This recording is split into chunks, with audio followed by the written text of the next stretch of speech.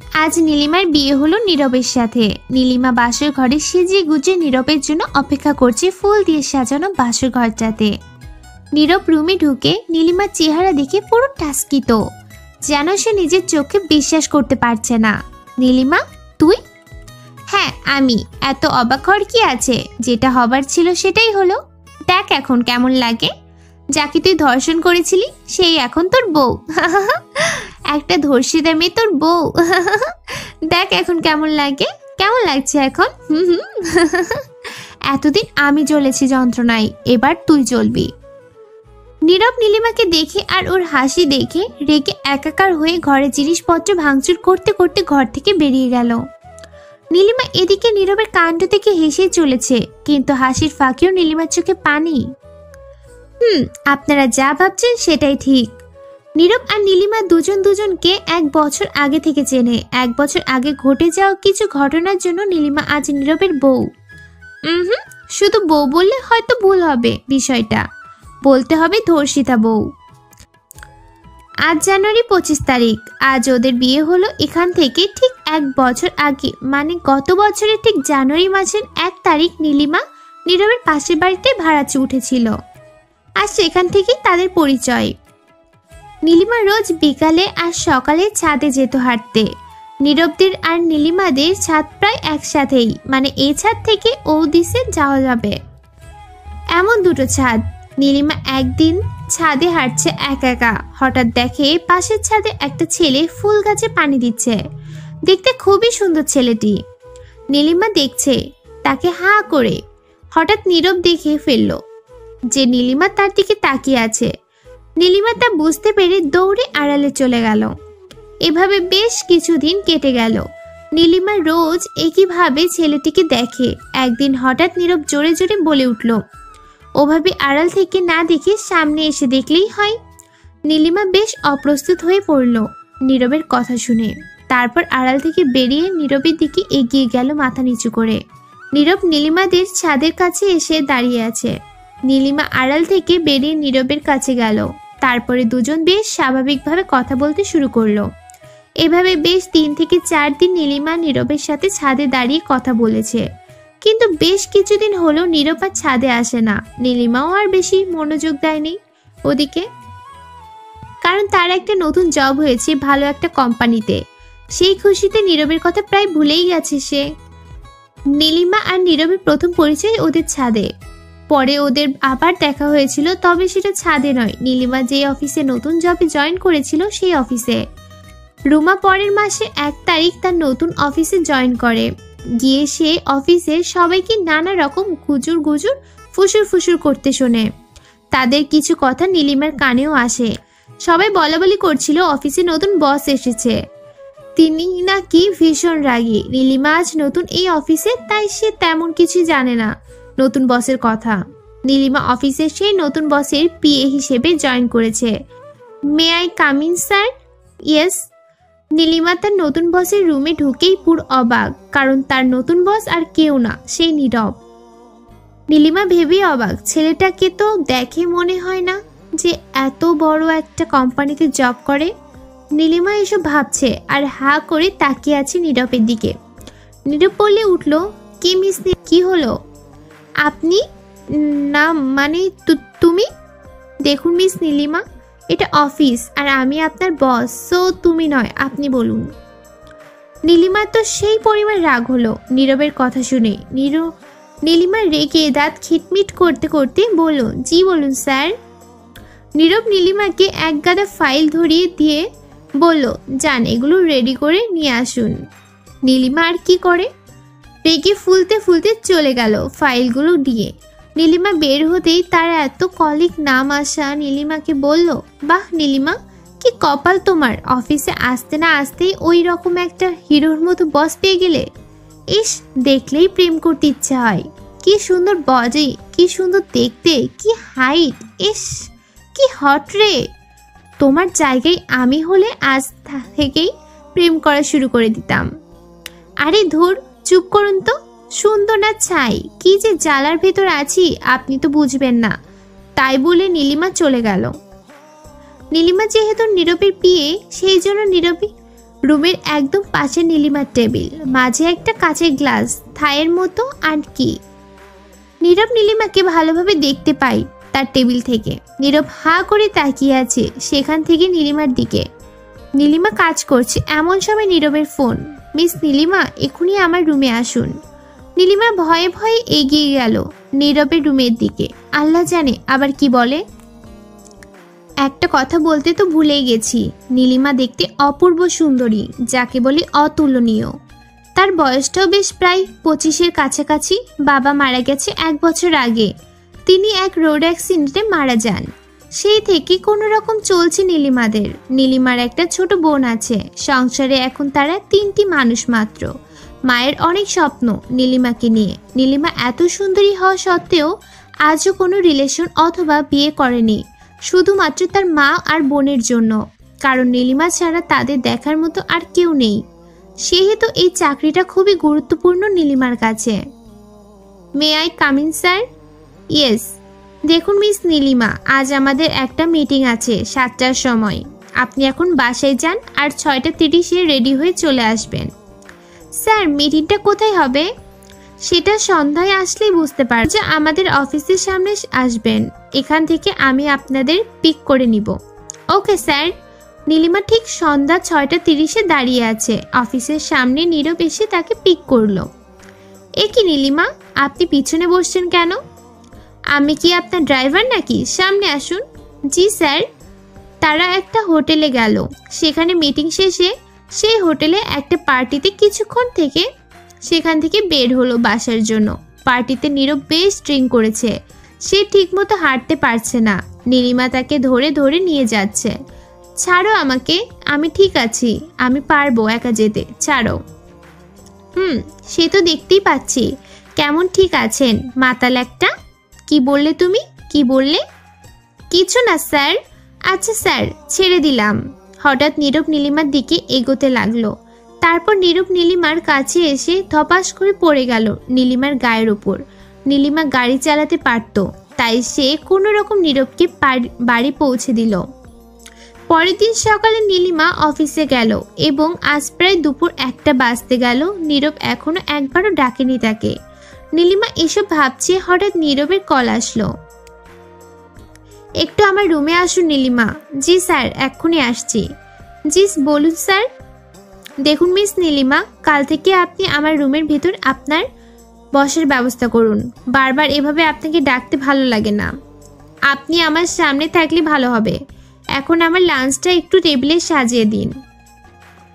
দেখুন স্যার, এগুলো আমার কাজ না। অফিসে অনেক কাজের লোক আছে, এগুলো তাদের করে দিতে বলুন। যা বলছি তাই করুন। নীলিমা খুব অপমানিত বোধ করল নীরবের ব্যবহারে। কিছু না বলে সে খাবার টেবিলে সাজিয়ে দিয়ে চলে গেল। নীরব খেতে বসে মুচকি মুচকি হাসছে। নীলিমা তো দেখে ফেলল এবং আরো বেশি রেগে গেল। নীলিমা বাসায় গিয়ে চুপ করে বসে থাকলো। তার মনে মনে নীরবকে গালাগালি দিতে থাকলো। পরের দিন 12টায় অফিসে নীলিমা অফিসে গেছে। তার কিছুক্ষণ পরে নীরব তাকে ডাকলো। ডেকে সে তার গায়ের কোটটা খুলে দিতে বলল। নীলিমা এতে আরো বেশি রেগে গেল। বলল, স্যার, আমি আপনার বাড়ির বউ না যে এসব করব। এগুলো আমার কাজ না। দয়া করে এই ধরনের কাজ আমাকে দিয়ে আর দ্বিতীয়বার করাবেন না। দুপুর 2টা। নীরব আবার নীলিমাকে ডাকলো। ডেকে বলল, নীলিমা, আমার লাঞ্চটা টেবিলে দাও, আমি ফ্রেশ হয়ে আসছি। নীলিমা আর সহ্য করতে পারল না। মনে মনে সে একটা বদবুদ্ধি আঁটলো। নীরব ফ্রেশ হতে গেছে।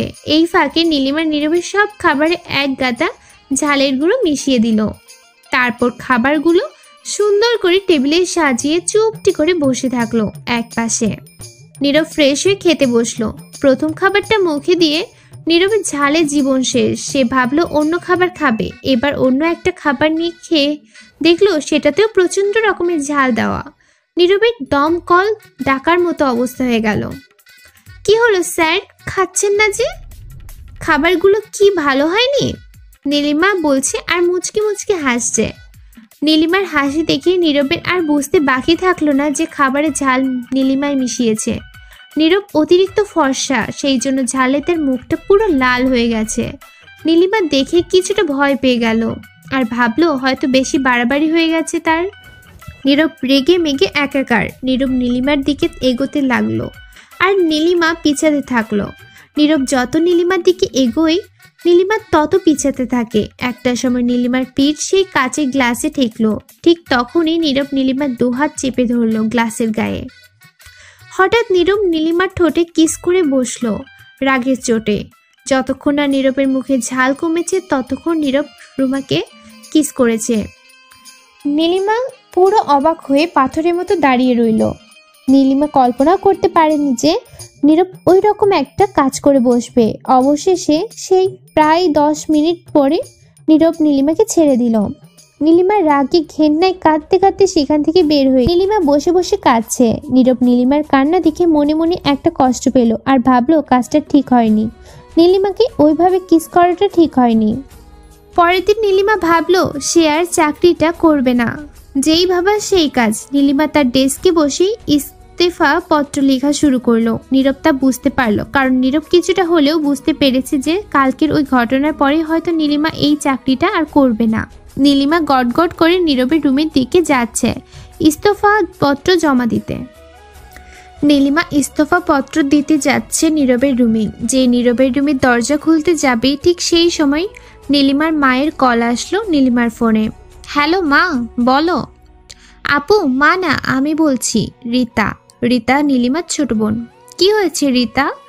আপু, মায়ের ওষুধ সব শেষ। আজ দুপুরে মাকে ওষুধ খাওয়াতে গিয়ে দেখি সব ওষুধ শেষ। আপু, তুমি বাড়ি ফেরার সময় নিয়ে এসো মায়ের ওষুধগুলো। কি হলো আপু, কথা বলছো না যে? আনবো। মায়ের দিকে খেয়াল রাখিস রীতা। আচ্ছা আপু, রাখলাম, বাই। নীলিমা তার হাতে ইস্তফাপত্র ছিঁড়ে ফেলল। হাজার সমস্যা হলেও এই চাকরিটা তাকে করতেই হবে। কিছুক্ষণের জন্য সে স্বার্থপর হয়ে শুধু নিজের সুবিধার কথা ভাবছিল, কিন্তু সে তো স্বার্থপর না। তাই আর সেই ইস্তফাপত্র আর জমা দেওয়া হলো না তার। ফিরে গেল নিজের টেবিলে। তারপর নীরবের চোখের পানি ফেলতে লাগলো নীলিমা। আর ভাবতে লাগলো কি করে সে এই রকম একটা বসের পিএ হিসেবে জব করবে। নীলিমা এসব ভাবছে, সাথে সাথে নীরবের ফোন। নীলিমা, আমার রুমে আসুন। নীলিমা চোখের পানি মুছে নীরবের রুমে গেল। দেখো নীলিমা, কাল আমাদের 2 দিনের জন্য বাইরে যেতে হবে একটা ডিল ফাইনাল করার জন্য। আর সেখানে গিয়ে একদিনে ফিরে আসা সম্ভব না, তাই আমাদের 2 দিনের জন্য যেতে হবে। ইচ্ছা না থাকা সত্ত্বেও রাজি হলো নীলিমা। ওকে, তাহলে কাল সকাল 8টায় রেডি হয়ে চলে এসো। পরের দিন সকাল 7টায় নীলিমা আর নীরব রওনা দিল তাদের গন্তব্য স্থানে। গাড়িতে ওঠার সময় নীলিমা দেখলো নীরব নীলিমার পছন্দের একটি কোট পরেছে ব্লু কালারের, এবং নীরবে একটা চমৎকার পারফিউমও মেখেছে। মন মাতানো তার গন্ধ। তাদের পৌঁছাতে দুপুর 1টা বেজে গেল। সন্ধ্যায় তাদের মিটিং শেষ করে একটা পার্টি। আজ নীলিমা মনের কষ্টে একটি ড্রিঙ্ক করে ফেলেছে। জীবনে প্রথম আজ ড্রিঙ্ক করলো সে। মাথাটা তার ঝিমঝিম করছে। স্যার, আমি একটু রুমে গিয়ে বিশ্রাম নেই, মাথাটা কেমন যেন করছে। আচ্ছা যান। নীলিমারা 2টা রুম ও বুক করেছিল 1 রাতের জন্য। নীলিমা তার রুমে গিয়ে দরজা অফ না করেই নিজের বেডে যেয়ে শুয়ে পড়ল। কিছুক্ষণ পর নীলিমা উঠে ফ্রেশ হয়ে ওয়াশরুম থেকে বাইরে আসলো। ঠিক তখনই তার রুমের লাইটটা নিভে গেল, আর নীলিমার সাথে সাথেই সেই মন মাতানো নীরবের গায়ের পারফিউমের গন্ধটা পেল। কে? নীরব স্যার? নীরব স্যার, আপনি কি এসেছেন নাকি? কথা বলছেন না যে? স্যার, স্যার, নীরব স্যার। নীলিমা কারো হালকা ছায়া দেখছিল, কিন্তু যার ছায়া দেখছিল সেই মানুষটি কোনো জবাব দিল না নীলিমার কথার। হঠাৎ সেই লোকটির নীলিমার মুখ চেপে ধরল এবং একটা কাপড় দিয়ে নীলিমার মুখটা বেঁধে ফেলল, আর তাকে জোর করে বেডে ছুঁড়ে ফেলল। লোকটি নীলিমার ওপর জানোয়ারের মতো ঝাঁপিয়ে পড়ল, ছিঁড়ে খেলো নীলিমার দেহ। নীলিমা চিৎকার করতে পারছে না, মুখে তার কাপড় বাঁধা। শুধু তার 2 চোখ দিয়ে অঝরে পানি ঝরছে আর হাত পা ছোড়াছুড়ি করছে। নিজেকে রক্ষা করতে পারছে না নীলিমা। লোকটি নীলিমার দেহ ভোগ করছে জানোয়ারের মতো। নীলিমা কিছুক্ষণ পর সেন্সলেস হয়ে পড়ল। সেন্স ফেরার পর নীলিমা দেখল ঘরটা পুরো আলোয় ভরা, বাতি জ্বলছে। নীলিমার শরীরে কাপড় নেই, সেগুলো বেডের এক পাশে ফেলানো। ঝাপসা চোখে নীলিমা দেখল নীরবের সেই কোট তার খাটের পাশে পড়ে আছে। নীরবের গায়ের সেই পারফিউমের গন্ধ আর নীরবের গায়ের কোট দেখে নীলিমার আর বুঝতে বাকি থাকলো না তাকে কে ধর্ষণ করেছে। নীলিমা 1 মিনিটে দেরি করলো না, জামা কাপড় পরে সোজা নীরবের রুমে গেল। দেখলো নীরব তার রুমে নেই। একটা লোককে জিজ্ঞাসা করলো, লোকটি বলল নিচে এখনো পার্টি চলছে, সেখানে দেখুন, হয়তো থাকতে পারে। নীলিমা নিচে গিয়ে দেখলো নীরব সেখানে। নীলিমা সোজা নীরবের কাছে যেয়ে কোনো কথা না বলে ঠাস করে একটা চর বসালো সবার সামনে নীরবের গালে, আর উল্টাপাল্টা চর ঘুষি মারতে থাকলো। পার্টির সব লোক অবাক হয়ে গেল, গান বন্ধ হয়ে গেল, সবাই তাকিয়ে আছে নীলিমার দিকে। নীরব যেন পাথর হয়ে গেছে। নীলিমা চিৎকার করে কাঁদতে থাকলো আর বলতে থাকলো, কেন করলেন এমন, কেন কেন এত বড় সর্বনাশ করলেন আমার, কেন বলুন। পার্টির প্রতিটা লোক এক দৃষ্টিতে তাকিয়ে আছে তাদের দিকে। নীরব অপমানের লজ্জায় মাথা নিচু করে দাঁড়িয়ে থাকলো। কিন্তু সত্যি কি তাই? নীরব কি সত্যিই ধর্ষণ করেছে তাকে? তবে কেন তার এই নীরবতা? আর ওই পারফিউম আর ওই কোটটি কার ছিল? ওগুলো তো নীরবেরই। নীরব নীলিমার দিকে হাঁ করে তাকিয়ে আছে। নীলিমা, তুমি কি বলছো? আমি কিছুই বুঝতে পারছি না। কি হয়েছে তোমার? আপনার কোটটা কোথায় স্যার? কোটে ড্রিঙ্ক পড়েছিল, তাই রুমে রেখে এসেছি। নীলিমা আবার নীরবের গালি সপাটে একটা চড় মারলো আর বলল, মিথ্যুক কোথাকার। যেদিন তুই আমাকে কিস করেছিলি সেদিন আমি বুঝতে পেরেছিলাম তুই একটা আস্ত অমানুষ। শুনুন আপনারা সবাই, হ্যাঁ আপনাদেরকে বলছি, যারা এই পার্টিতে উপস্থিত আছেন তাদের বলছি, এই লোকটি আমার অসহায়তার সুযোগ নিয়ে আমাকে ধর্ষণ করেছে। এখন আমি তার বিচার চাই। ছি ছি নীলিমা, কি বলছো? তোমার মাথা ঠিক আছে তো? দেখো নীলিমা, তুমি আজ প্রথম ড্রিঙ্ক করলে তো তাই এমন লাগছে, তাই তুমি উল্টাপাল্টা বকছো। একটু রেস্ট নাও, সব ঠিক হয়ে যাবে। আচ্ছা নীলিমা, তোমার চোখ মুখের এমন অবস্থা কেমন করে হলো বলো? আর কাপড় ছিল কিভাবে? এ কি, তোমার ঠোঁট কাটলো কিভাবে? পড়ে গেছিলে নাকি?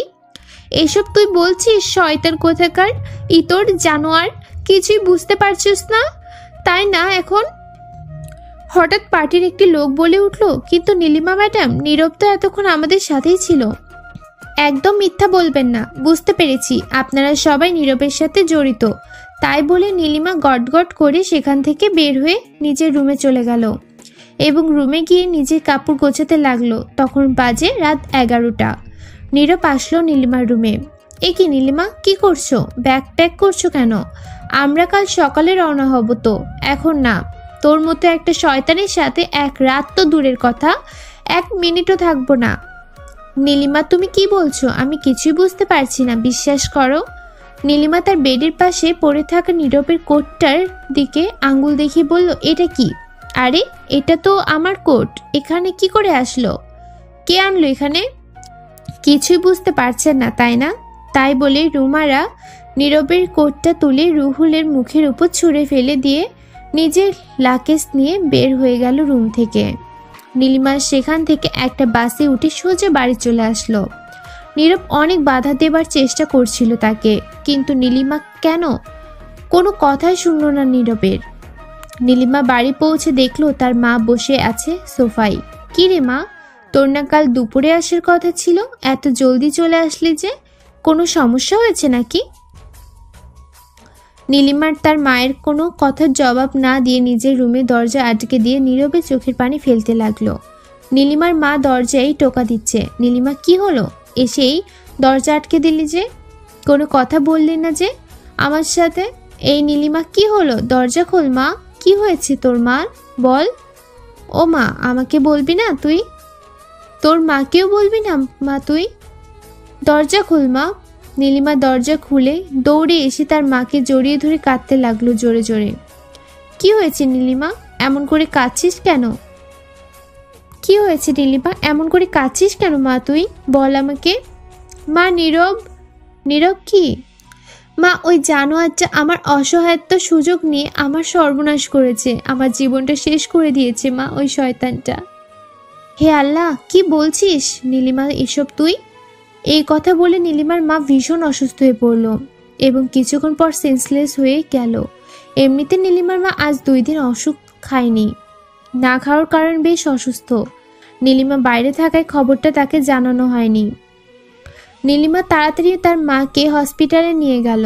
এখন তার মা আইসিইউতে ভর্তি, খুব খারাপ অবস্থা তার। নীলিমা এসব প্রতিজ্ঞা করল যে নীরবকে সে তার পাপের শাস্তি অবশ্যই দেবে।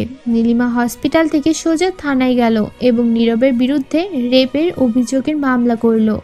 সাক্ষী ছিল তার ছোট বোন। পুলিশ ফোর্স নিয়ে নীরবের বাড়িতে গেল তাকে গ্রেফতার করতে। বাসায় কেউ আছেন? নীরবের বাবা। কি ব্যাপার স্যার, আপনারা এনি প্রবলেম? জি। নীরব আপনার কি হয়? আমি নীরবের বাবা। নীরব আমার একমাত্র ছেলে।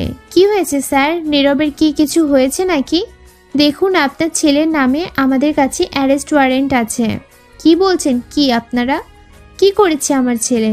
আপনার ছেলে একটি মেয়েকে ধর্ষণ করেছে। মেয়েটি নিজে এসে আপনার ছেলের নামে মামলা করেছে। কি বলছেন? আমার ছেলে মোটেও এরকম না। কি রকম সেটা না হয় আমরা দেখে নেব। এখন বলুন আপনার ছেলে কোথায়? নীরব তো এসেই সিটি হসপিটালে গেছে নীলিমার মাকে দেখতে। এই কথা শুনে পুলিশ আর 1 মিনিটও দাঁড়ালো না সেখানে, সোজা চলে গেল হসপিটালে।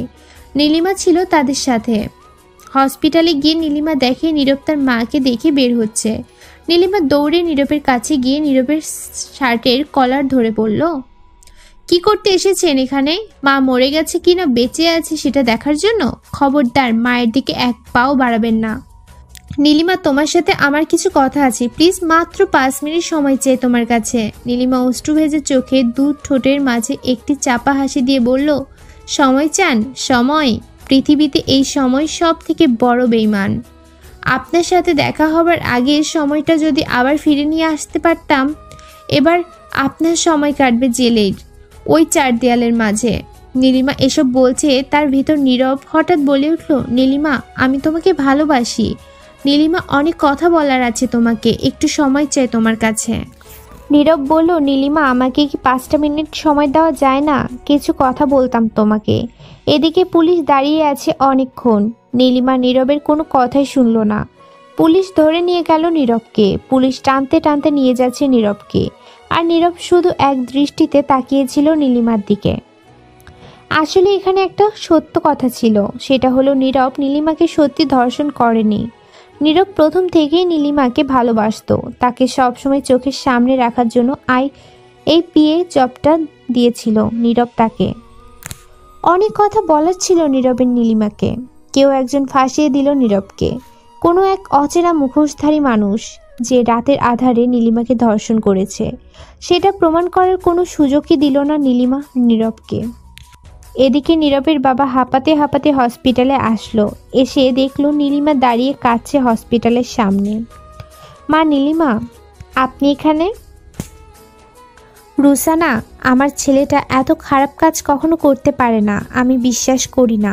তোমার কোথাও ভুল হচ্ছে। আমার ছেলেটার জীবন তুমি নষ্ট করে দিও না। বাহ কাকু, বাহ, আপনি শুধু নিজের ছেলের কথাটাই ভাবলেন, আর আমার সাথে যে এত বড় একটা অন্যায় হলো সেটা আপনার চোখে পড়লো না। আর যদি আমি আপনার মেয়ে হতাম তো এমনটা করতে পারতেন আপনি? বলুন কাকু, চুপ করে আছেন কেন? বলুন। মা, নীলিমা, আমি তোমাকে কথা দিচ্ছি, আমার ছেলের সাথে বিয়ে দেব আমি তোমার। তুমি ওর জীবনটা এভাবে নষ্ট করো না। ছি কাকু, যে লোকটি আমাকে ধর্ষণ করেছে আপনি কি করে ভাবলেন যে তাকে আমি বিয়ে করব? আমি চাই নীরব শাস্তি পাক। বিশ্বাস করো মা, নীরব এমন খারাপ ছেলে না। দেখুন কাকু, অনেক বলেছেন, আর না, আপনি বয়সে বড়, তাই সম্মানের সাথে বলছি, চলে যান এখান থেকে। নীরবের বাবা মাথা নিচু করে সেখান থেকে চলে গেল। নীলিমা পুলিশ স্টেশনে গেল, যাতে কেউ ঘুষ দিয়ে নীরবকে ছাড়াতে না পারে। নীলিমা পুলিশের কাছে গিয়ে দেখলো নীরব জেলের ভিতরে। নীলিমা আস্তে করে নীরবের গ্রিলের সামনে গিয়ে দাঁড়ালো, গিয়ে নীরবকে ডাকলো। নীরব সাথে সাথে ছুটে চলে আসলো নীলিমের কাছে। নীরব রুমের ভিতর আর নীলিমা বাইরে, মাঝে একটা গ্রিল। কেমন লাগছে নীরব স্যার? এখন পচে মরবেন আপনি এই 4 দেয়ালের ভেতর। দেখি কে বাঁচায় আপনাকে। তোমাকে ভালোবাসতাম আমি নীলিমা, কিন্তু আজ তুমি যেটা করলে সেটা সারা জীবন মনে থাকবে আমার। আমি কোনো দোষ না করেও আর জেলে। আরে যাও যাও, যে তোমাকে রেপ করেছে তাকে খুঁজে বের করো। একটা কথা কি জানো তো, তোমাকে ভালোবাসাটা ছিল আমার জীবনের সব থেকে বড় ভুল, আর তাই সেই ভুলের মাসুল আজ দিতে হচ্ছে আমাকে। আমার লাইফ, ক্যারিয়ার, মান সম্মান সব শেষ করে দিলে তুমি। আমি যে তোমাকে রেপ করিনি সেটা একবার অন্তত প্রমাণ করার সুযোগ দিতে পারতে তুমি আমাকে। জানি না কিসের প্রতিশোধ নিচ্ছ তুমি আমার থেকে, তবে একটা কথা মনে রেখো, এতদিন যতটা ভালোবাসতাম তোমাকে, আজ এই মুহূর্ত থেকে তার থেকে 1000 গুণ ঘৃণা করতে শুরু করলাম আমি তোমাকে। ধর্ষণের অভিযোগ করেছো তুমি আমার নামে, তাই না? আর কোনোদিন হয়তো আমি সমাজে মাথা উঁচু করে কথা বলতে পারবো না। আজ থেকে তুমি হলে আমার সব থেকে বড় শত্রু। আরে ধুর, আপনার আবার মান সম্মান, সেটার মানে বুঝেন আপনি? আর পড়ে থাকলো ভালোবাসার কথা, ওই পবিত্র কথা আপনার ওই নোংরা মুখে উচ্চারণ করবেন না, তাতে ভালোবাসার অসম্মান করা হবে। নীলিমা, আমি তো এখান থেকে বের হবই, আজ না হয় কাল। এতদিন আমার ভালোবাসা দেখেছো, এবার দেখবে আমি কতটা খারাপ হতে পারি। আসলে একটা কথা কি জানেন, একটা ভালো মানুষ যখন খারাপ হয় তখন সে একাই 10টি খারাপ মানুষের থেকেও ভয়ানক হয়ে ওঠে। ভালোবাসা যখন ঘৃণায় পরিণত হয় তখন সেটি পৃথিবীর সব ভালোবাসাকে হার মানিয়ে নেয়। অন্যায় না করে সাজা ভোগ করতে কারোরই ভালো লাগে না। আজ থেকে শুরু হলো নীরব আর নীলিমার শত্রুতা। ভালোবাসা ঘৃণায় পরিণত হলে সেটা ভয়ানক রূপ ধারণ করে। নীলিমা নীরবের কথাগুলো চুপ করে শুনে হাসতে হাসতে সেখান থেকে বের হয়ে গেল। নীরব এখন প্রতিশোধের আগুনে জ্বলছে। সে কিন্তু বেশি দিন জেলে থাকেনি। নীলিমা নিজে তার করা অভিযোগ তুলে নিয়েছিল, কিন্তু কেন? নীলিমা কেন তার করা অভিযোগ তুলে নিল? এত ঘৃণা, এত রাগ কোথায় গেল নীলিমার? কেন অভিযোগ তুলে নিল নীলিমা? কি কারণ ছিল তার পেছনে? নীলিমা সেদিন নীরবের সাথে দেখা করে চলে আসার পর নীলিমা হসপিটালে যায় তার মাকে দেখতে। নীলিমার মা তার কিছুদিন পর মারা যান। তিনি মারা যাবার আগে নীলিমাকে কিছু কথা বলে যান। বলেছিলেন, মা নীলিমা, তুই আমার একটা শেষ ইচ্ছা পূরণ করবি। কি মা, বলো। তুই নীরবের বিরুদ্ধে যে রেপের অভিযোগ করেছিলি সেটা তুই তুলে নিবি, ওকে জেল থেকে মুক্ত করবি, কথা দে মা। কিন্তু কেন মা? যে তোমার মেয়ের সাথে এত বড় একটা অন্যায় করলো তাকে তুমি কি জন্য ছেড়ে দিতে বলছো মা? কিন্তু কেন বলো মা, বলো। কিন্তু দুঃখের বিষয়টা হলো এই কেনর উত্তরটা নীলিমার আর জানা হলো না। তার আগেই নীলিমার মা মারা যান। এই কেন উত্তরটা নীরব জানে। আপনাদের হয়তো মনে আছে যে নীরবকে যেদিন পুলিশ ধরে নিয়ে যায় সেদিন নীরব সকালে নীলিমার মায়ের সাথে দেখা করতে হসপিটালে গেছিল। সেখানে নীলিমার মা আর নীরবের ভেতর কিছু কথা হয়েছিল। কথাগুলো জানতো নীলিমার মা, আর যিনি এখন আর বেঁচে নেই, আর জানে নীরব। নীরব হয়তো নীলিমার সাথে আর কথা বলবে না। সে এতটাই ঘৃণা করে এখন নীলিমাকে। নীলিমা যে নীরবকে জেল থেকে ছাড়িয়েছে সেই বিষয়টা নীরব জানে না। নীলিমা এই বিষয়টা কাউকে বলতে বারণ করেছিল নীরবকে। নীলিমা চায় না যে নীরবের সাথে আর দেখা হোক, তার কথা হোক। তবে নীরব জেল থেকে ছাড়া পেয়েছিল ঠিকই, কিন্তু সে সমাজের মানুষের কথার জেলে আটকে পড়েছিল। তার এলাকায় টিকে থাকা অসম্ভব হয়ে উঠেছিল। সমাজের মানুষের নোংরা নোংরা কথা নীরবকে যেন প্রতি মুহূর্তে মৃত্যু যন্ত্রণা দিয়ে মারছিল। এদিকে নীলিমারও একই অবস্থা। ধর্ষিতার কলঙ্ক মাথায় নিয়ে সমাজে তার টিকে থাকা অসম্ভব হচ্ছিল না।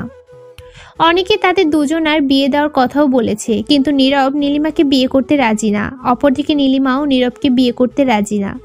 এলাকার লোকজন আর নীরবের বাবা মিলে নীলিমাকে অনেক জোরাজোরি করে বিয়েতে রাজি করালো।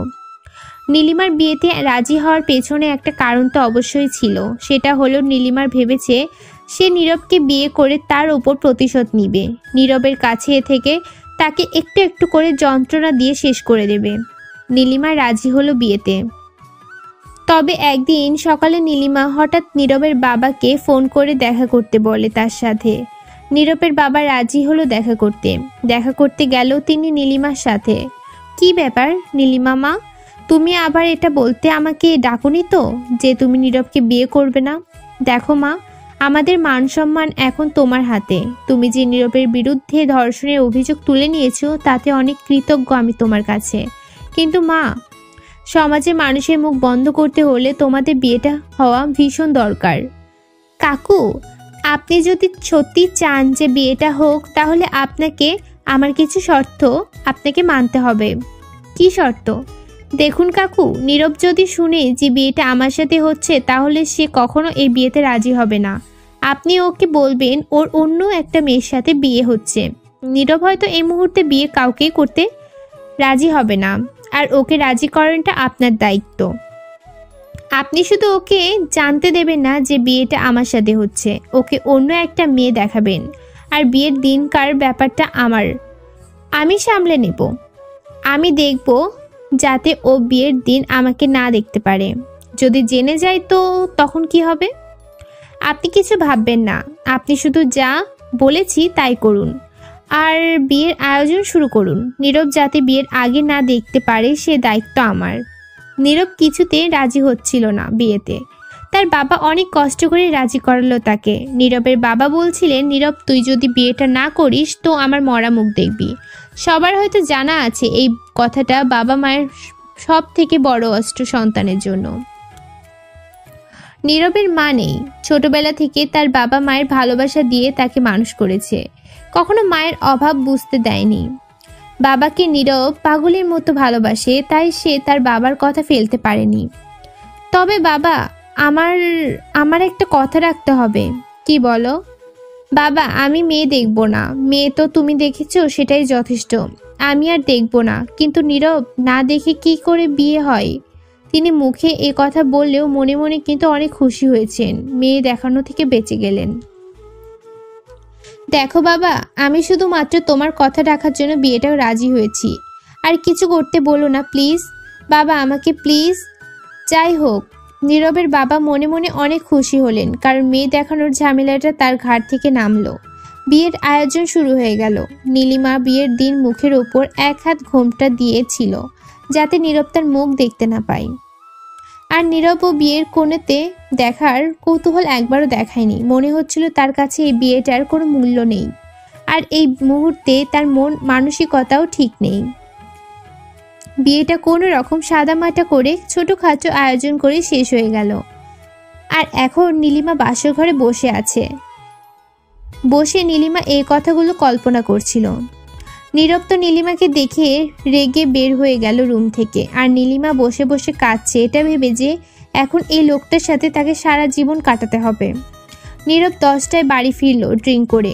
ফিরে দেখলো নীলিমা সেই বিয়ের শাড়ি পরা সেই অবস্থায় মেঝেতে ঘুমিয়ে পড়েছে। তার চোখের কোণে পানি জমে আছে। মনে হয় কাঁদছিল নীলিমা। নীরবের নীলিমাকে দেখে মায়া হলো। নীরব আস্তে আস্তে নীলিমার পাশে গিয়ে বসলো। নীরব এক দৃষ্টিতে তাকিয়ে আছে নীলিমার দিকে। নীলিমার মুখের উপর চুল পড়ে আছে। নীরব তার হাত দিয়ে আলতো করে নীলিমার মুখের উপর পড়ে থাকা চুলগুলো সরিয়ে দিল। আর তার সাথে নীরব বলল, ভালোবাসতাম আমি তোমাকে নীলিমা, খুব ভালোবাসতাম। তোমাকে আমি কি করে ধর্ষণ করব বলো? ভালোবাসা মানুষকে কি কেউ ধর্ষণ করে বলো নীলিমা তুমি? আসলে নীরব আজ ড্রিঙ্ক করেছে, সে এখন পুরো ঘরের ভিতর। নীরবের মুখটা নীলিমার মুখ থেকে 1-2 ইঞ্চি দূরে।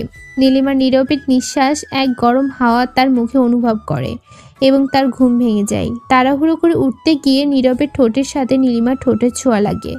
নীলিমা ভাবে নীরব তাকে কিস করেছে। আবার নীলিমা রেগে গিয়ে ঠাস করে একটা চড় মারে নীরবের মুখে। নীরব প্রচণ্ড রেগে যায়।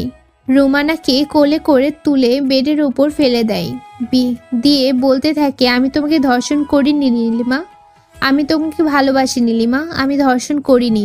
তাই বলে নীরব নীলিমার থেকে এগোতে থাকে। খবরদার, কাছে আসবেন না বলছি, দূরে থাকেন, কাছে আসলে কিন্তু ভালো হবে না বলছি। নীরব বারবার একই কথা বলে চলেছে। রুমানা, আমি তোমাকে ধর্ষণ করিনি, বিশ্বাস করো, সত্যি বলছি। নীরব এই কথাটা বারবার বলেই চলেছে। একটা সময় সে নীলিমার একদম কাছে চলে যায়।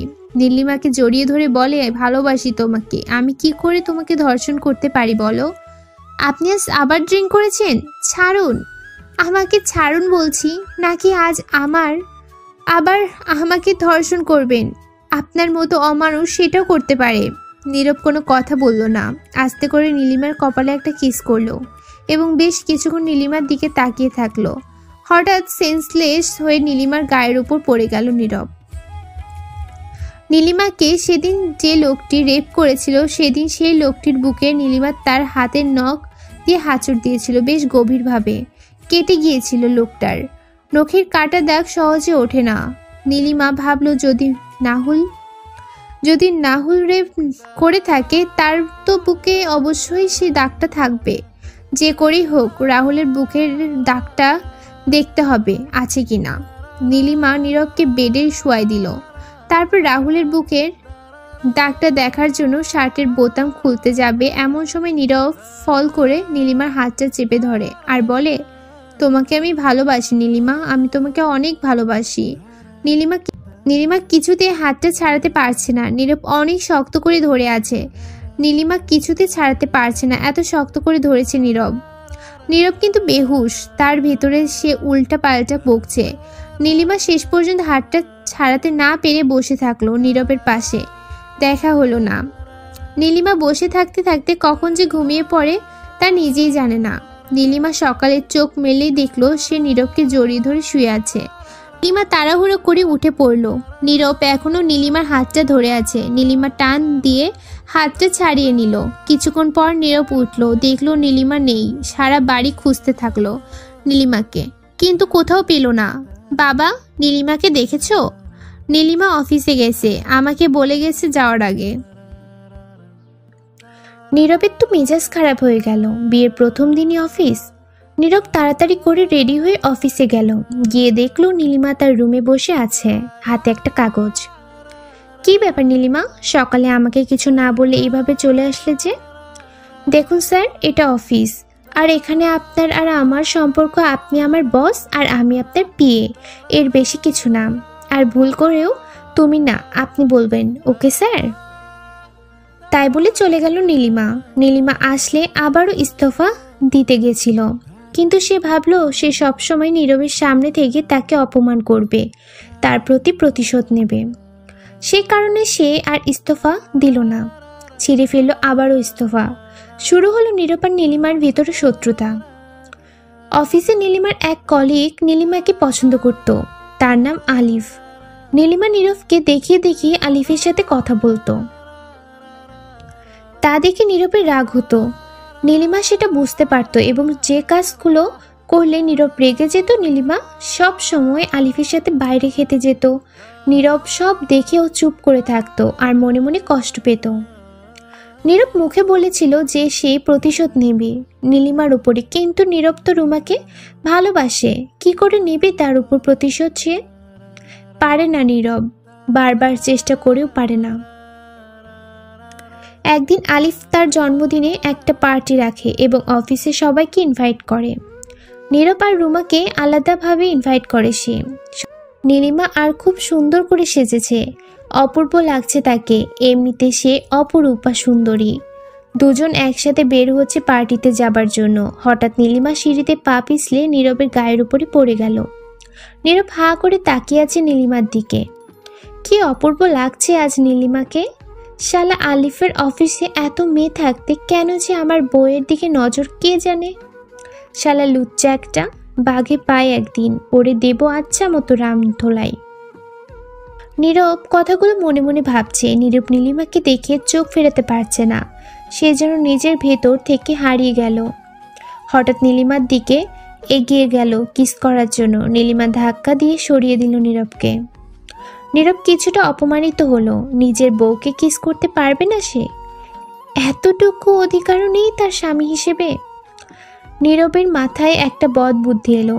নীলিমা চলে যাচ্ছে এমন সময় নীরব বলে উঠল, নীলিমা সাবধানে, সামনে সাপ। নীলিমাকে আর কে ধরে? ওরে আল্লাহ রে বলে চিল্লাতে চিল্লাতে দৌড়ে এসে নীরবকে জড়িয়ে ধরলো। বাঁচাও বাঁচাও বাঁচাও, সাপ সাপ সাপ।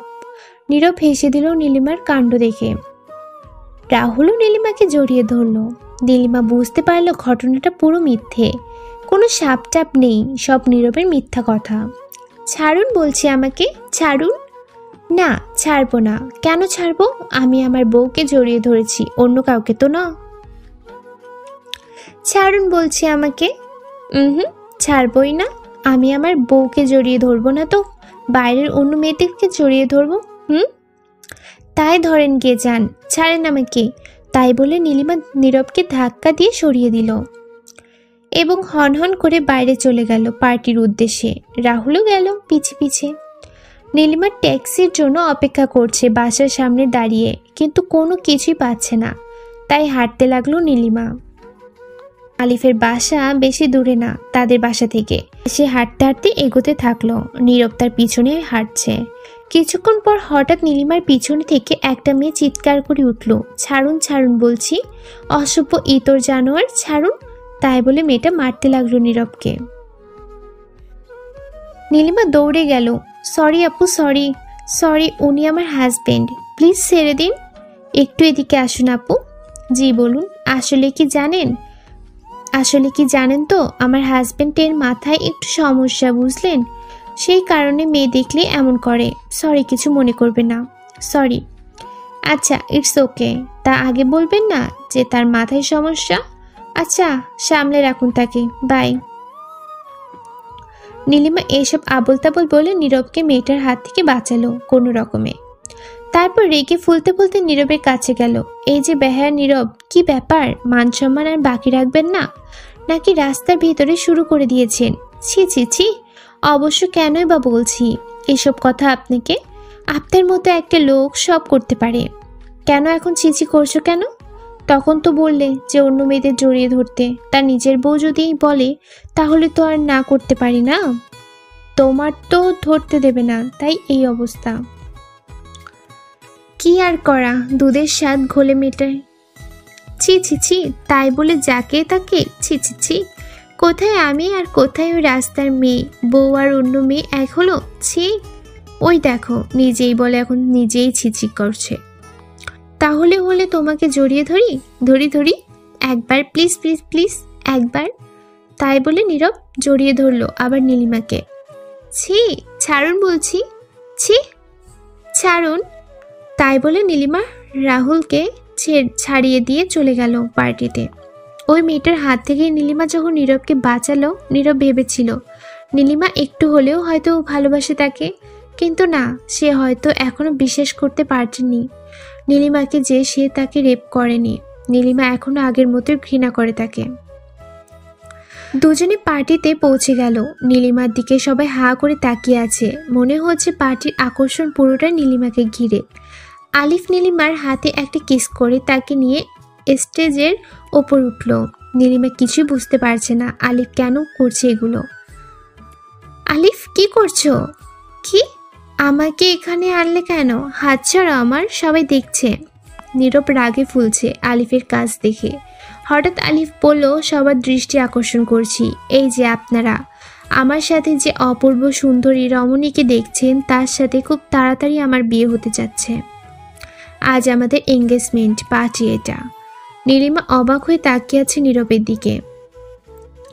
নীরব এই বাড়াবাড়ি আর সহ্য করতে না পেরে নীলিমার কাছে যাবার জন্য পা বাড়ালো। ঠিক তখনই সবাইকে অবাক করে দিয়ে নীলিমা আলিফের গালে একটা চড় মারল। নীলিমা পার্টি ভর্তি লোকের সামনে আলিফের গালে চড় মারল। কি কি বলছেন কি আলিফ আপনি? মাথা ঠিক আছে আপনার? আপনি খুব ভালো জানেন যে আমি বিবাহিতা। আপনার সাথে দুদিন ভালো করে কথা বলেছি আর আপনি এত কিছু ভেবে বসে থাকলেন? ছি ছি ছি, আপনাকে একজন ভালো বন্ধু ভেবেছিলাম। আর আপনি? এই শোনো, তোমার মতো মেয়েদের না খুব ভালো করে চেনা আছে, বুঝলে? নীরব স্যারের টাকা দেখে তাকে ফাঁসিয়ে গলায় ঝুলে পড়েছ, তো চলো আমার সাথে। চিন্তা করো না, বউ বানাবো না, শুধু এক রাতের জন্য। চলো, টাকায় মুড়ে দেব। চলো চলো। নীলিমা অপমানে লজ্জায় সেখান থেকে চলে আসছে এমন সময় নীরব তার হাত টেনে ধরে সোজা আলিফের কাছে নিয়ে গেল। তারপর আলিফের গালে একটা চড় মারল নীরব আর বলল, আমার বউকে অপমান করার সাহস হয় কি করে তোর? এতই যদি খারাপ তাহলে বিয়ে করার জন্য লাফাচ্ছিস কেন? কাল থেকে তোকে যেন আমার অফিসে আশেপাশেও না দেখি। আর হ্যাঁ, নীলিমা আমার গলায় ঝোলে না। ভালোবাসতাম আমি ওকে, তাই বিয়ে করেছি। আমিও আমার অহংকার, মনে রাখিস। নীরব এসব কথা বলে নীলিমাকে নিয়ে সোজা বাসায় চলে আসলো। বাসায় আসার পর নীরব নীলিমাকে বলল, খুশি তো এবার? যাও আর একটু বেশি করে মেশো ওই সব লোকেদের সাথে, যাও। সব আপনার জন্য। না আমি আজ আপনাকে বিয়ে করতাম, আর না আজ আমাকে এসব কথা শুনতে হতো না। আপনি আমার জীবনটা নষ্ট করেছেন।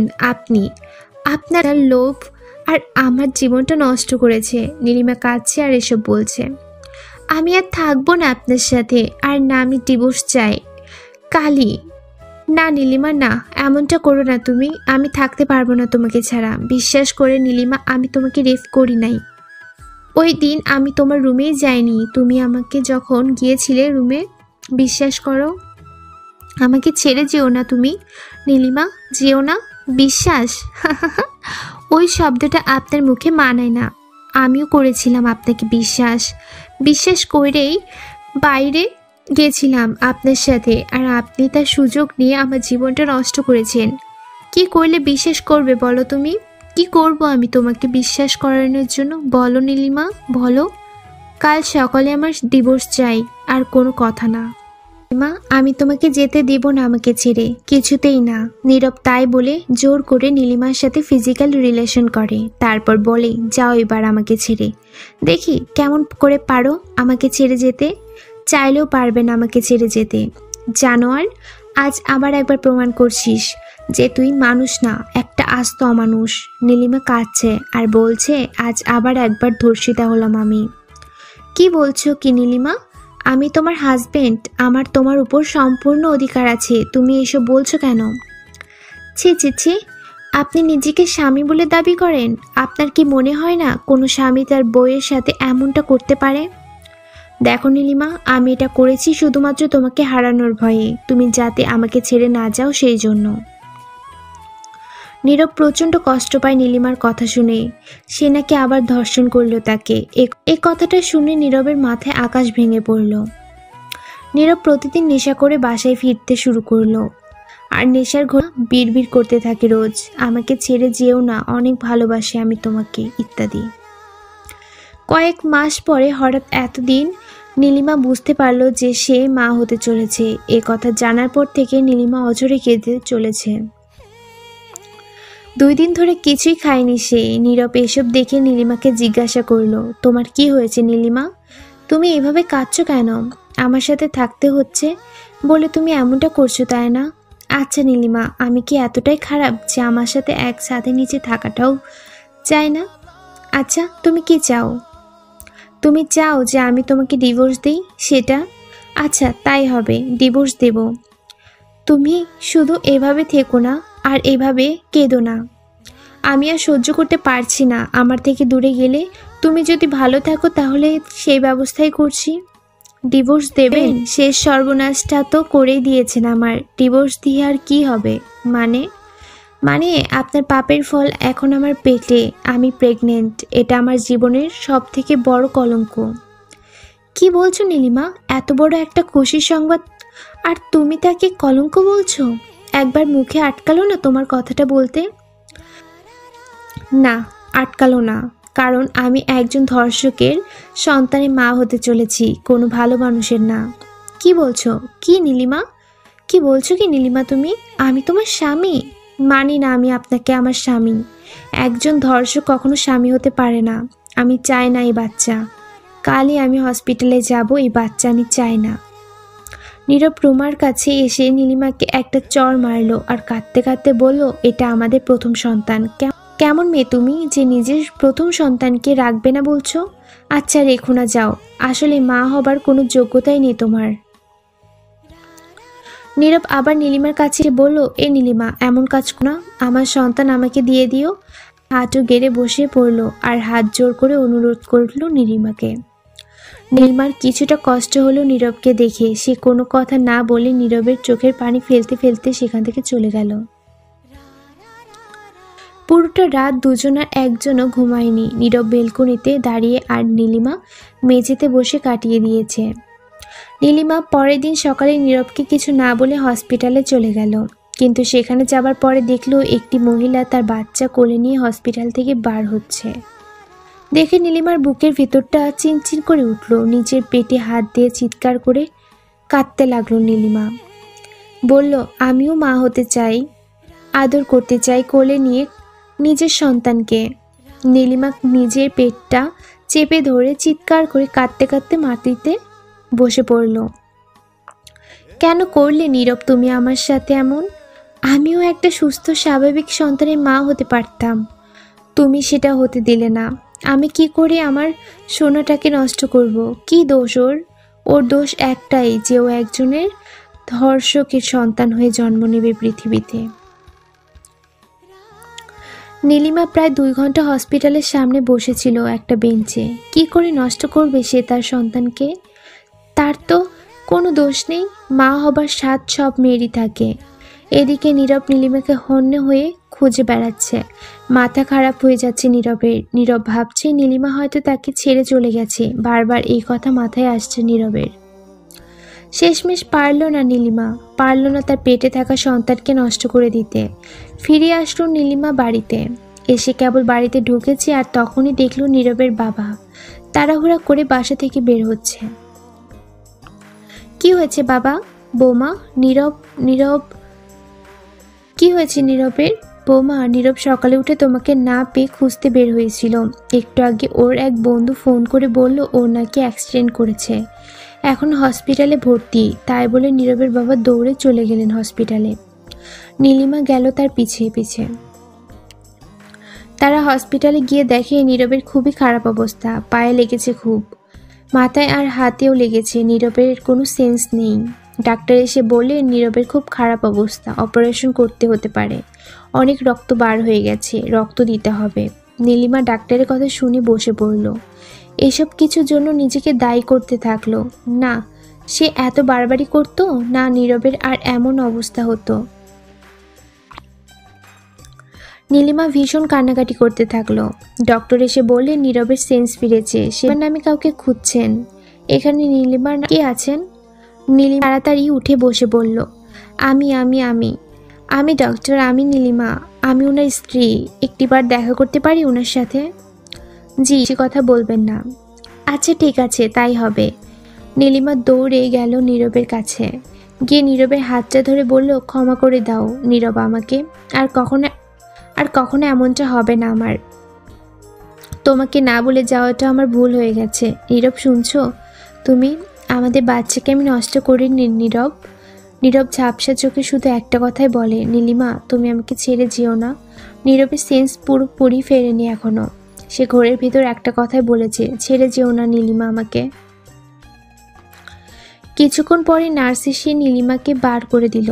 তারপর পরে ডাক্তার এসে বললে নীরবের অপারেশন করতে হয়নি, তবে তার পায়ে আর মাথায় অনেক আঘাত লেগেছে, ছেড়ে উঠল, কারণ পুরো ঘটনার জন্য দায়ী ছিল সে। প্রায় 1 মাস হলো নীরব হসপিটালে। নীলিমা ঠিকমতো খাওয়া দাওয়া করে না, প্রায় সারাদিন হসপিটালে পড়ে থাকে। কাল নীরবকে হসপিটাল থেকে রিলিজ করা হবে। অনেক সকালে নীলিমা এসে হাজির নীরবকে নেওয়ার জন্য। ডক্টর বললেন নীরবের পায়ের চোটটা খুব মারাত্মক, এখনো 2 মাস মতো বেড রেস্টে থাকতে হবে। বেশি হাঁটাচলা করলে পায়ে চোট লাগবে। নীলিমা নীরবকে ধরে নিয়ে গেল। নীরব হাঁ করে তাকিয়ে আছে নীলিমার দিকে আর ভাবছে যে নীলিমা তাকে দেখতে পারতো না, সে আজ এত পাল্টে গেল কি করে। নীরব এখনো বেশ অসুস্থ, ঠিক করে কথা বলতে পারছে না। নীলিমা নীরবকে বাসায় নিয়ে আসলো। নীরব অনেক দিন হসপিটালে ছিল তাই। নীলিমা নীরবের গায়ের কাপড় পাল্টে শরীরটা ভালো করে একটা ভেজা কাপড় দিয়ে মুছে দিচ্ছে। নীলিমা নীরবের শরীর মোছাতে মোছাতে হঠাৎ নীরবের বুকের দিকে নজর যায়। নীলিমার সেই নখের দাগের কথাটা মনে পড়ে, কিন্তু এ কি, নীরবের বুকে তো এমন কোনো নখের আঁচড়ের দাগ নেই। দাগটা মুছে যাবার কথা তো না এত তাড়াতাড়ি। নখের ক্ষতটা বেশ গভীরভাবে কেটেছিল নীলিমার। মাত্র কিছুদিন হয়েছে, দাগটা এখনো সেই একই রকম থাকার কথা। কিন্তু আশ্চর্য ব্যাপারটা হলো নীরবের বুকে কোনো নখের আঁচড়ের দাগ তো দূরের কথা, একটা মশার কামড়ের দাগ পর্যন্ত নেই। নীরব অনেক ফর্সা, ক্ষতটা সেরে গেলেও দাগটা তো থাকার কথা। নীলিমা হাঁ করে তাকিয়ে আছে নীরবের বুকের দিকে। তাহলে কি নীলিমা এতদিন ভুল বুঝেছে নীরবকে?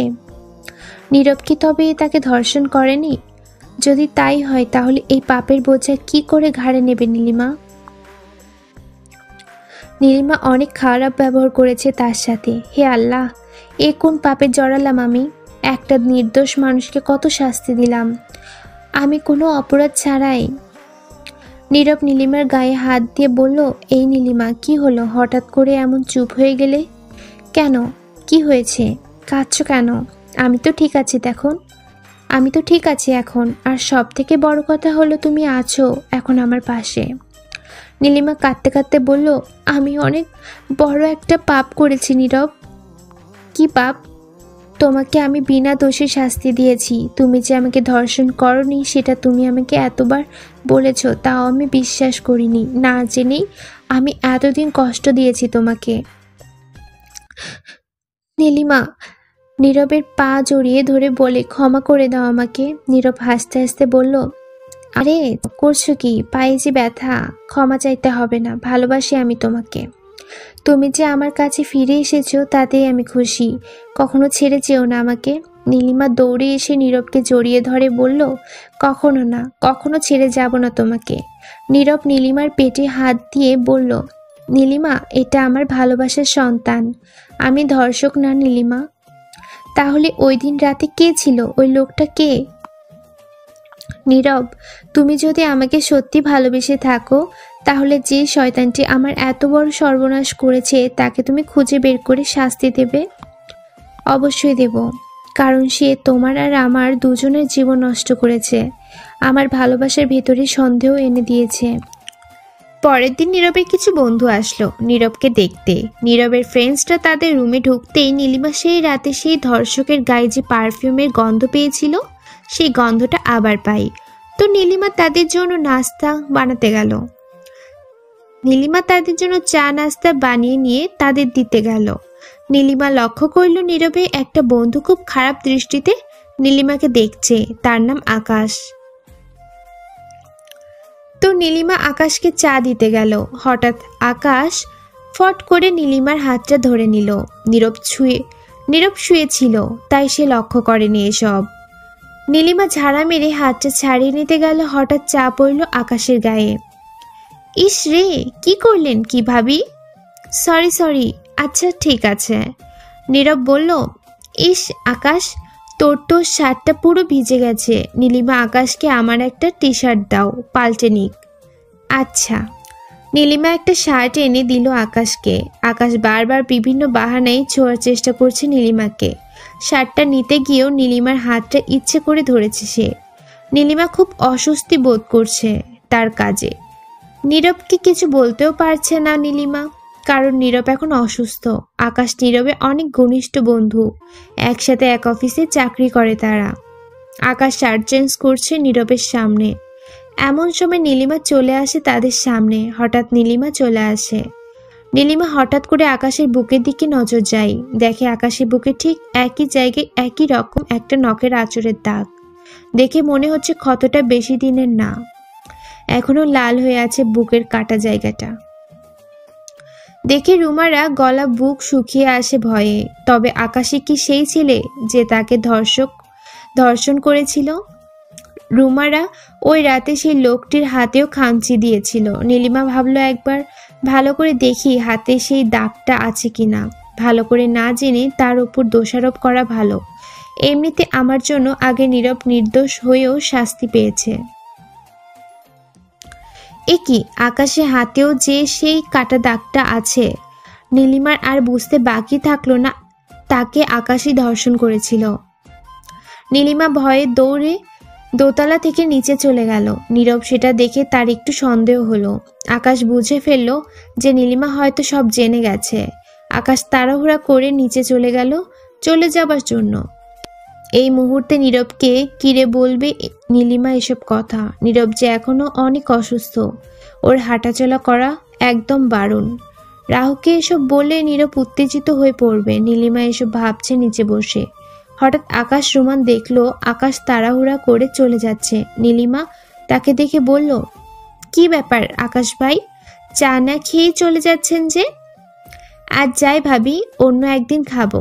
ভয় পেয়ে গেলেন নাকি? ভয়? কিসের ভয়? না কিছু না, রেডি থাকেন আকাশ ভাই। কিসের জন্য? জেলের ভাত খাওয়ার জন্য। ও তাহলে তুমি সব জেনে গেছো? যাও, সব জেনেই যখন গেছো তাহলে আর লুকোচুরি খেলে লাভ নেই। তাই বলে নীরব নীলিমার মুখটা চেপে ধরে কিচেনের ভেতর নিয়ে গেল আর বলল, দেখো নীলিমা, তুমি জেনেছো, আর কেউ যদি এসব শোনে তাহলে তোমার ওই উপরে যে খোড়া বর আছে না, তাকে একেবারে উপরে পাঠিয়ে দেব, বুঝলে? তাই বলে আকাশ নীলিমার কোমরে হাত বোলাতে লাগলো। জানো তো, তুমি সেই রকম একটা জিনিস, তোমার ফিগারটা চরম মাইরি বলছি, দেখলেই ধরতে ইচ্ছে করে। অফিসে প্রথম তোমাকে দেখেই ভালো লেগেছিল, বিয়ে করার জন্য নয়, শুধু তোমার শরীরটার জন্য। জসিন রুহে তোমাকে কিস করেছিল, আমি দেখে ফেলেছিলাম। সেদিন থেকে তোমাকে ভোগ করার বাসনাটা আরো অনেক বেশি করে মনের ভেতর চেপে বসে। সেদিন পার্টিতে নীরবের কোকে ড্রিঙ্ক পড়েছিল, সেটা আমার কাছে দিয়েছিল রাখার জন্য।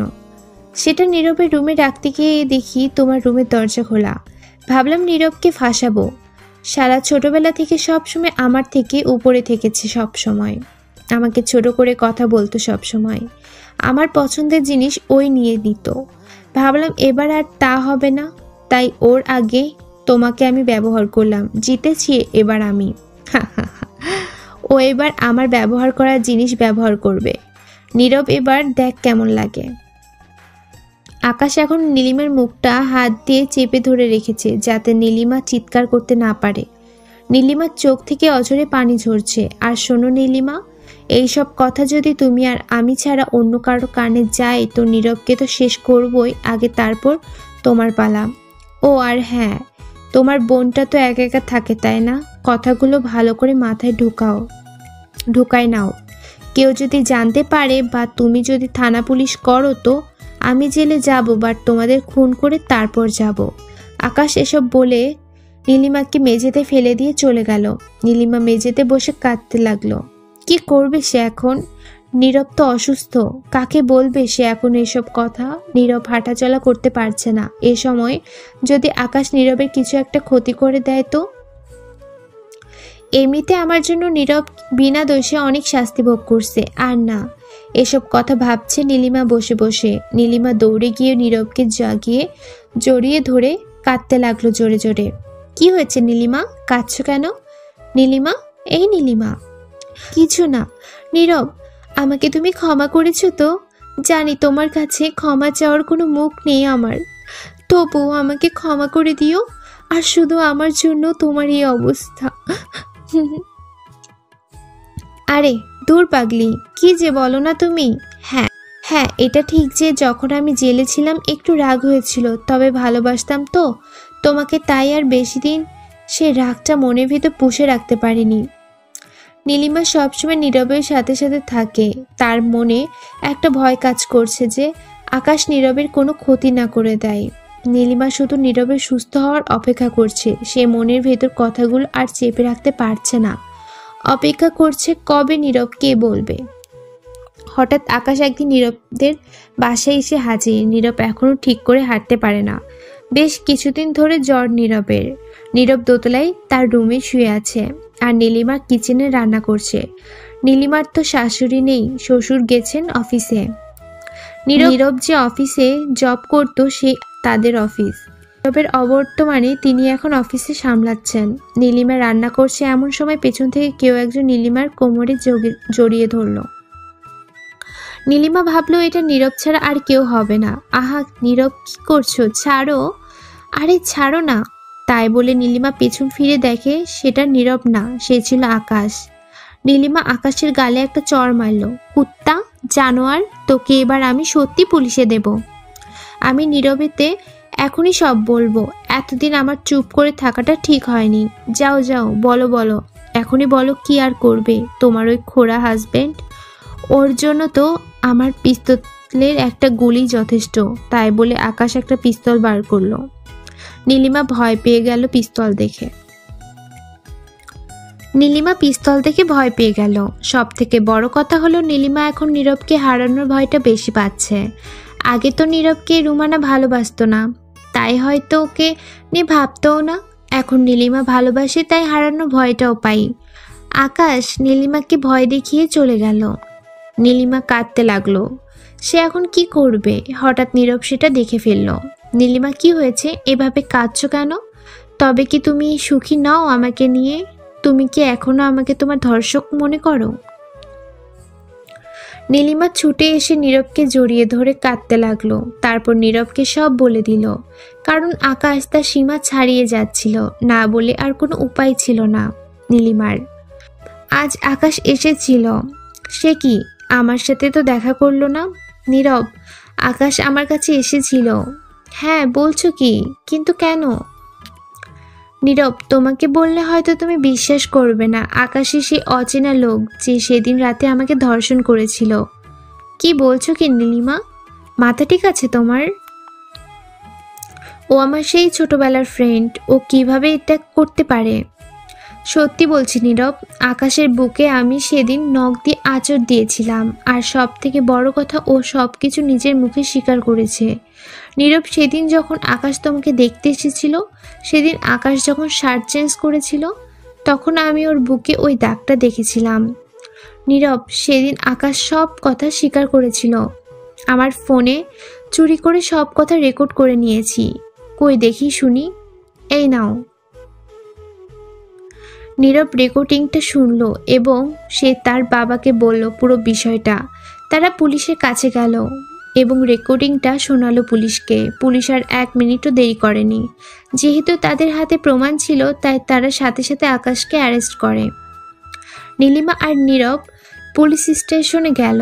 নীলিমা আকাশের কাছে গিয়ে বলল, কি আকাশ, কি ভেবেছিলেন? আপনি ভয় দেখিয়ে আমাকে ব্ল্যাকমেল করবেন? নীরব, বেঁচে থাকতে সেটা কোনোদিনও পারবেন না। আর আমি যতদিন বেঁচে আছি ততদিন নীরবের কোনো ক্ষতি হতে দেব না। তোকে আমি আমার খুব ভালো বন্ধু ভাবতাম, আর তুই, ছি ছি, তোর সাথে কথা বলতেও এখন আমার ঘৃণা হচ্ছে। কি ক্ষতি করেছিলাম তোর, আমি বলতে পারিস? নীলিমা আর নীরব যা না তা বলছে আকাশকে, কিন্তু আকাশের চোখে মুখে কোনো প্রকাশ অনুশোচনা বা খারাপ লাগার বিন্দু মাত্র ছায়া নেই। চোখে তার প্রতিশোধের আগুন জ্বলছে। নীলিমা আর নীরব চলে যাচ্ছে, এমন সময় আকাশ পিছন থেকে ডেকে বলল, কাজটা ঠিক করনি। হিসাবটা তোলা থাকলো, সুদ সমেত ফেরত দিব। আগে কোনোদিন বেরোতে পারিস কিনা দেখ, তারপর ভাবিস ওসব। আকাশ বলল, খুব তাড়াতাড়ি দেখা হবে, রেডি থাকিস। তাই বলে হাসতে থাকলো আকাশ। তার হাসির মাঝে যেন এক রহস্য লুকিয়ে আছে, যেন প্রতিশোধের আগুন ঝরছে হাসি দিয়ে। নীলিমার দিকে এক শয়তানি দৃষ্টিতে তাকিয়ে আছে। নীলিমা ভয় পেল আর নীরবকে বলল, নীরব চলো এখান থেকে, তাড়াতাড়ি চলো। নীরব আর নীলিমা চলে আসলো সেখান থেকে। আকাশ এখন জেলে, তবে কথা সেটা না, কথা হচ্ছে সে কি আদেও শাস্তি পাবে? মোটা অঙ্কের ঘুষ দিলেই তো পুলিশ তাকে ছেড়ে দিবে। আকাশ জেল থেকে বের হলে নীরবের যদি কোনো ক্ষতি করে দেয়, এই একটা ভয় নীলিমাকে সারাক্ষণ তাড়া করে বেড়াই। আকাশ জেলে গেছে প্রায় 8 মাস হতে গেল। নীলিমার মনের ভয়টা কিছুটা কমেছে এখন। কিছুদিন পরে নীলিমার ডেলিভারি। নীরব সারাক্ষণ নীলিমার সাথে সাথে থাকে। নীরব নীলিমার পেটে কান পেতে থাকে, হাত দিয়ে বাচ্চার নড়াচড়া অনুভব করে। আচ্ছা নীলিমা, আমাদের ছেলে হবে নাকি মেয়ে? আমার তো মনে হয় ছেলে, তোমার মতো একটা দুষ্টু ছেলে হবে। আরে না, তোমার মতো একটা মেয়ে চাই আমার, আর একটা ছোট্ট নীলিমা চাই। নীলিমা নীরব কথাও বলছে। হঠাৎ নীরবের বাবার ফোন আসলো। হ্যালো নীরব বাবা, একটু অফিসে আসতে হবে। কেন বাবা? একটা মিটিং আছে, তুই না হলে হবে না। বাবা, তুমি তো জানো নীলিমা বাসায় একা, ও শরীরটাও ভালো না, ওকে একা ফেলে কিভাবে? বেশিক্ষণ লাগবে না। আচ্ছা বাবা, আমি আসছি। কি হলো নীরব, কে ফোন করেছে? নীলিমা, আমাকে এক্ষুনি একটু অফিসে যেতে হবে। কিন্তু নীরব, চলে আসবো লক্ষ্মীটি, একটু পরেই। চিন্তা করো না, তোমার বোনকে ডেকে নাও। আরে না থাক, সমস্যা নেই, আমি পারবো একা।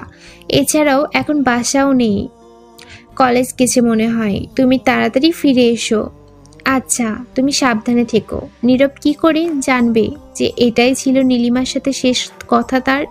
নীলিমা নিচে গেছে পানি খেতে, হঠাৎ দেখে সোফায় আকাশ বসে আছে। আপনি? হ্যাঁ আমি। অবাক হলে যে? বলেছিলাম তো আসবো, তাই আসলাম। কথা দিয়েছিলাম তোর, তার খেলাপ করি কি করে বলো? তাই চলে আসলাম। আর কি কি ভেবেছিলে জেলে পচে মরবো? তা হয় কি করে বলো? তাহলে প্রতিশোধটা নেবে কে শুনি? নীলিমা ভয়ে দৌড়ে উপরে চলে যেতে গেলে আকাশ পিছন থেকে গিয়ে নীলিমাকে সিঁড়ি থেকে ফেলে দিল। নীলিমা গড়াতে গড়াতে একদম নিচে। আল্লারে বলে পেট চেপে ধরে কেঁদে উঠল। নীরব নীলিমার চুল টেনে ধরে টেনে তুলে আবার মেঝেতে ফেলে দিল। দেখ এবার কেমন লাগে। নীলিমা সেন্সলেস হয়ে পড়ল। আকাশ নীলিমাকে ফেলে রেখে চলে গেল। এদিকে নীরব বারবার ফোন করছে বাসায়, অথচ নীলিমা ফোন রিসিভ করছে না। কি করে করবে? তার যে অবস্থা খুব খারাপ। নীলিমা সেন্স ফিরল। নীলিমার ওঠার চেষ্টা করলো কিন্তু পারছে না। নীরব নীলিমাকে ফোনে না পেয়ে তাড়াতাড়ি বাসায় চলে আসলো। এসে নীরব রুমে ঢুকতেই পা স্লিপ করে পড়ে গেল।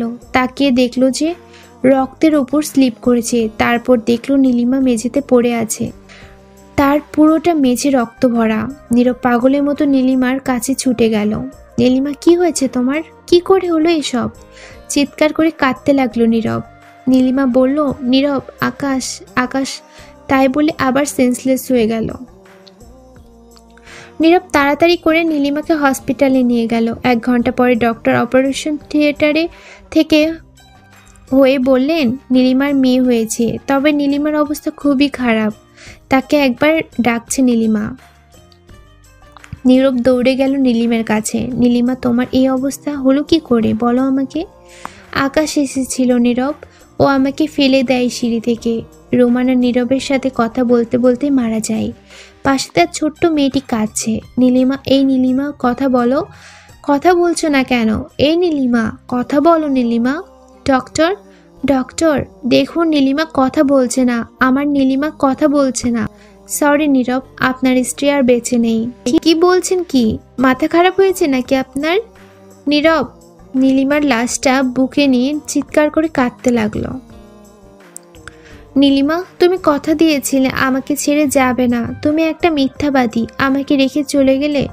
নীরব হসপিটাল থেকে দৌড়ে চলে গেল আকাশের বাড়ি। নীরব আকাশের কিচেন থেকে একটা ছুরি নিয়ে সোজা আকাশের রুমে গিয়ে প্রায় 20-30 বার আকাশের শরীরে ছুরিটা চালিয়েছে। আকাশ নিজেকে বাঁচানোর অনেক চেষ্টা করেছে, তবে পারেনি। নীরব এখন শিকারী বাঘ, কে রক্ষে তাকে? আকাশ সাথে সাথে মারা যায়। নীরব আকাশকে খুন করে সে রক্ত মাখা হাতে আবার নীলিমার লাশের কাছে ফিরে যায়। নীলিমা দেখো, দেখো নীলিমা, রক্ত, আকাশে রক্ত, দেখো নীলিমা, দেখো আমি খুন করেছি আকাশকে, দেখো নীলিমা, দেখো। নীলিমার মেয়েটা কাঁদছে পাশে, কিন্তু নীরবের সেদিকে কোনো খেয়াল নেই। নীরব চিৎকার করে কাঁদতে লাগলো। এদিকে হসপিটালের লোক নীরবের খুন করার কথা শুনে পুলিশকে খবর দেয়। পুলিশ এসে আবারও নীরবকে ধরে নিয়ে যায়। নীলিমার কবরে মাটিটুকু দিতে পারল না নীরব। নিজের সন্তানকে একবারও কোলে নিতে পারল না সে। নীরব প্রায় পাগলের মতো হয়ে গেছে। আজ প্রায় 15 বছর পর নীরব জেল থেকে ছাড়া পেল। নীরবের চুলে পাক ধরেছে, গায়ের চামড়ায় ভাঁজ পড়ে গেছে। ঝাপসার চোখে সে দেখল দুজন তার জন্য অপেক্ষা করছে, একজন বৃদ্ধ আর একটি 15 থেকে 16 বছরের মেয়ে। নীরব তাদের কাছে গেল। নীরব, বাবা আমাকে চিনতে পারছিস বাবা? আমি তোর বাবা। নীরব তার বাবাকে জড়িয়ে ধরে কাঁদতে লাগলো। নীরব, এটা তোর মেয়ে সুমনা। নীরব এক দৃষ্টিতে তাকিয়ে থাকলো তার মেয়ের দিকে, তারপর বলল, একদম মায়ের মতো হয়েছে আমার মেয়েটা। মেয়েটাকে আজ প্রথম বুকে নিল নীরব। চোখে তার ঝরঝর করে পানি ঝরছে। মেয়েকে এতদিন পরে কাছে পেয়ে কথা বলার ভাষা হারিয়ে ফেলেছে নীরব। তারপর তারা সবাই মিলে নীলিমার কবরের কাছে গেল। তারপর সেখান থেকে সোজা বাড়িতে। তারপর বৃদ্ধ বয়সে একটি সুন্দর জীবন পেল সে তার মেয়ের কাছ থেকে।